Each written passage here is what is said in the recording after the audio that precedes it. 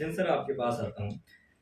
ये कहानी पढ़ते हुए जैसे मैंने शुरू में कहा कि मुझे ऐसा लगता है कि स्मृतियां बहुत गतिशील हो रही हैं इसमें। हम लोग बराबर एक दृश्य के साथ उसके बाद तुरंत एक दृश्य बदल जाता है, दूसरे दृश्य के साथ हम कनेक्ट करते हैं।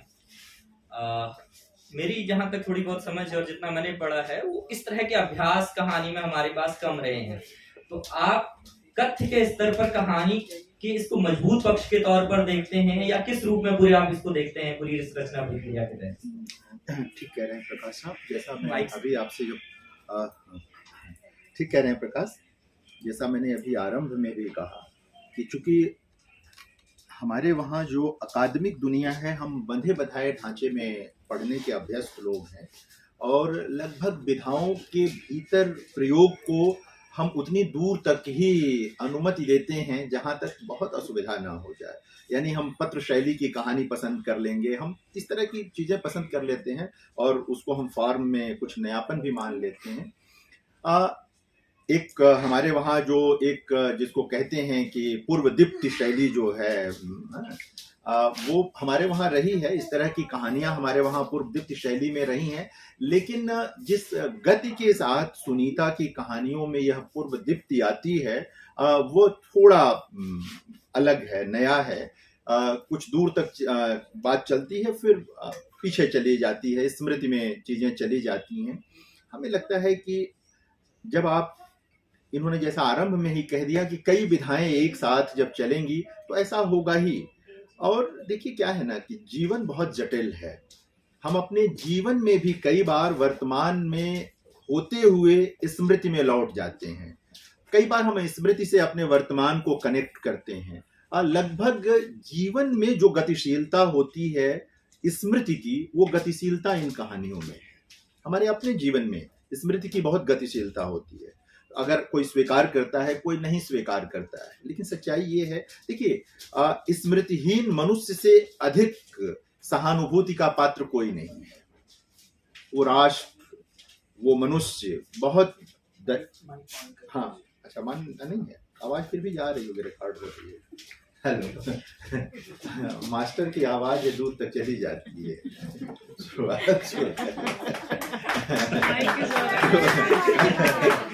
महत्वपूर्ण लाइन है सर, यही महत्वपूर्ण लाइन है, मास्टर की आवाज दूर तक चली जाती है। तो मैं कह ये रहा था कि स्मृति, दरअसल इन सभी कहानियों में एक तरह से स्मृति जो है वो एक टेक्निक की तरह भी है, वो एक टेक्निक भी है इन कहानियों में। अगर आप इसका मतलब हम शिल्पगत व्याख्या में जाएंगे, इसकी रूपगत व्याख्या में जाएंगे, तो स्मृति एक टेक्निक की तरह इन कहानियों में, हालांकि जब रचनाकार लिख रहा होता है तो कई बार वो नहीं जानता कि वो किस टेक्निक को इस्तेमाल कर रहा है। जैसे मैं आपको बताऊं, गजलें या कविताएं, जो गीत वगैरह लिखे जाते हैं, वो छंद में होते हैं, बहर में होते हैं।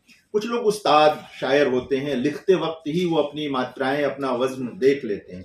कि बहुत सारे जो अच्छे कवि हैं, जो उस्ताद नहीं होते, वो अभ्यास से इन चीजों में जाते हैं और लिखते वक्त उनको बिल्कुल मालूम नहीं रहता कि वो किस बहर में गजल कह रहे हैं, किस छंद में वो अपनी कोई कविता करने जा रहे हैं। वो हो जाता है उनके अभ्यास। रचनाकार जब लिख रहा होता तो उसे नहीं मालूम होता है कि वो किस टेक्निक का इस्तेमाल कर रहा है। जिस समय उसको पता चल जाता है कि वो किस टेक्निक का इस्तेमाल कर रहा है, उसका कंटेंट कमजोर हो जाता है। इसलिए उस्ताद शायरों की कविताएं अपेक्षाकृत उन कवियों से कमजोर हैं जो उस्ताद शायर नहीं थे। जैसे मिर्जा गालिब उस्ताद शायर नहीं थे, तो ये चीज होता है। तो लिखते वक्त बिल्कुल जिसको इस बात पे जिसको ये लगे कि मैं टेक्निक देख रही हूं, वो नहीं लिख सकता। तो एक टेक्निक है, लेकिन सुनीता लिखते वक्त ऐसा सोच रही होंगी, ऐसा मुझे लगता नहीं है। तो स्मृति तो एक बड़ी चीज है ही, उसके बिना ये कहानियां संभव नहीं हो सकती थी। जिस कहानी का जिक्र कर रही थी क्या अभी जयंती जी, अच्छी कहानी है वो, क्या लैंडिंग लाइफ। हम भारत में चूंकि इन कहानियों को पढ़ रहे हैं, उसमें भी हिंदी समाज में पढ़ रहे हैं, भारत में प्रेम की एक बनी बनाई अवधारणा यह है कि साहचर्य से प्रेम विकसित होता है। हमारे वहाँ दाम्पत्य प्रेम मुख्य प्रेम की अवधारणा रही है, और उसमें साहचर्य जो है वो महत्वपूर्ण चीज रहा है कि धीरे धीरे विकास होता है, लेकिन अपने मूल रूप में जो प्रेम है वो तो रैंडम ही होता है। वो आपकी अगर बहुत सुनियोजित है ना, तो फिर प्रेम कहाँ है? फिर तो व्यवस्था है, एक पूरी व्यवस्था है। अगर सुनियोजित है तो व्यवस्था है पूरी की पूरी। गोस्वामी जी ने मानस, अगर आप लोगों ने पढ़ा होगा तो उस वाटिका प्रसंग है। उस वाटिका प्रसंग में सीता जब देखती हैं राम को, पहला जो दृश्य है कि लोचन मग रामहि पुरानी दीन्हे पलक कपाट सयानी।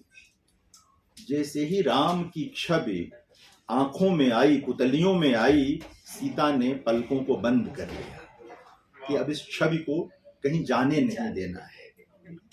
ये जाहिर है कि ये उस प्रेम की प्रस्तावना है जो हमारे देश में दाम्पत्य प्रेम का सबसे बड़ा उदाहरण है, राम और सीता। तो हमारे वहां लेकिन प्रेम की ये चीज बनी रहती है। तो ये क्या है ना कि साहित्य पढ़ते वक्त दो तरह से साहित्य पढ़ा जा सकता है। एक, हम अपने आनंद के लिए साहित्य पढ़ते हैं, उसमें थोड़ा बहुत हमारा विचार तत्व भी काम करता है।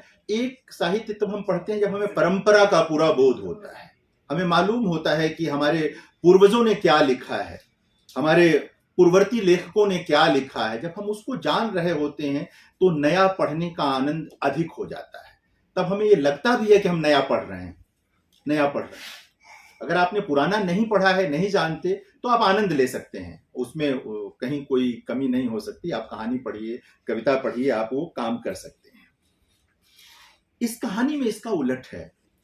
गोस्वामी जी के वहां सीता छवि को कैद कर लेती हैं।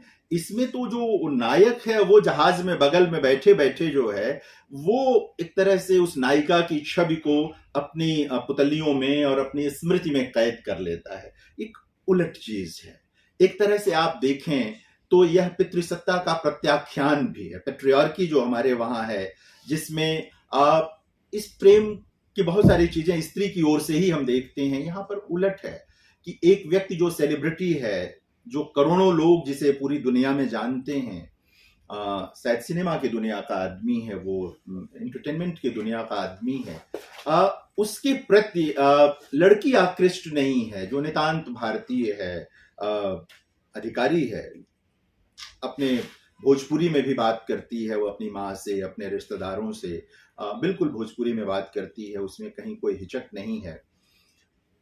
तो ये एक बड़ी चीज ये है कि मतलब जाहिर है कि सचेत होकर के ही किया गया है। ये एक तरह से पेट्रियार्की का क्रिटिसिज्म है, ये उसका पितृसत्ता का प्रत्याख्यान जो है वो लेकर के इस कहानी, यानी कि ये नितांत एक ऐसी प्रेम कहानी नहीं है कि पढ़िए और आनंदित हो जाइए।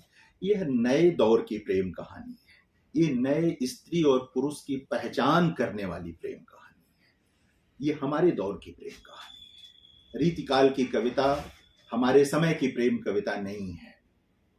बावजूद इसके कि इसको पढ़ते हुए मुझे बिहारी की एक पंक्ति याद आई, जहां पर यह है कि चूंकि दोनों बात नहीं करते हैं, आंखों में बात करते हैं, देखते हैं, तो कहत नटत रिझत खिजत खिलत मिलत लजियात, एक बिहारी का छंद है, वो याद आया। लेकिन ये रीतिकाल का प्रेम नहीं है, ये हमारे भी यानी कि 20वीं शताब्दी का भी एक तरह से प्रेम नहीं है, ये 21वीं शताब्दी का प्रेम है, जिसमें स्त्री और पुरुष के बीच कोई इस तरह का विभेद नहीं है कि प्रस्ताव दूसरी ओर से ही आएगा। कोई भी जा सकता है, ये बड़ी बात है।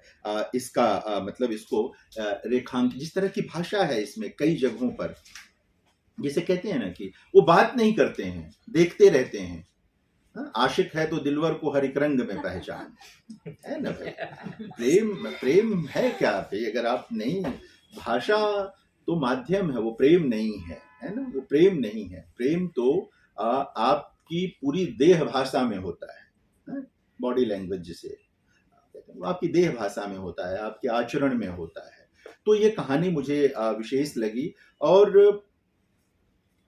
ये कहानी इस बात को भी बताती है कि दुनिया बदली है। ये कहानी इस बात को भी बताती है कि ये जो हम लोगों ने एक बना लिया है कि जो तमाम जो बहुत इंटरटेनमेंट की दुनिया के लोग हैं या बहुत लोकप्रिय लोग हैं, वो लोग मतलब क्या कहेंगे उसे, बहुत अलग तरह के लोग हैं उनके वहाँ, प्रेम की कोई प्रेम की गरिमा नहीं है उनके वहाँ। एक सामान्य समझ जो है कि जो इस तरह के लोग हैं जो बाजार के लिए रात दिन काम करते हैं, पॉपुलर माध्यमों में काम करते हैं, उनके वहाँ प्रेम की गरिमा नहीं है। प्रेम की गरिमा है उनके वहाँ, प्रेम की गरिमा है। और संवाद तो बहुत अच्छे हैं इसमें, वही जो मैं कह रहा था, सुखी परखता है। मैंने तमाम पृष्ठ भी रखे हैं एक कि जहाँ जहाँ से इसको पढ़ना है, मैं बाद में इसको करूँगा, आप इसको कर लें। तो ये एक स्मृति का जो सवाल किया वो आपने, और प्रेम की नई प्रस्तावना की कहानियां हैं। बिल्कुल ठीक कह रहे हैं सर आप।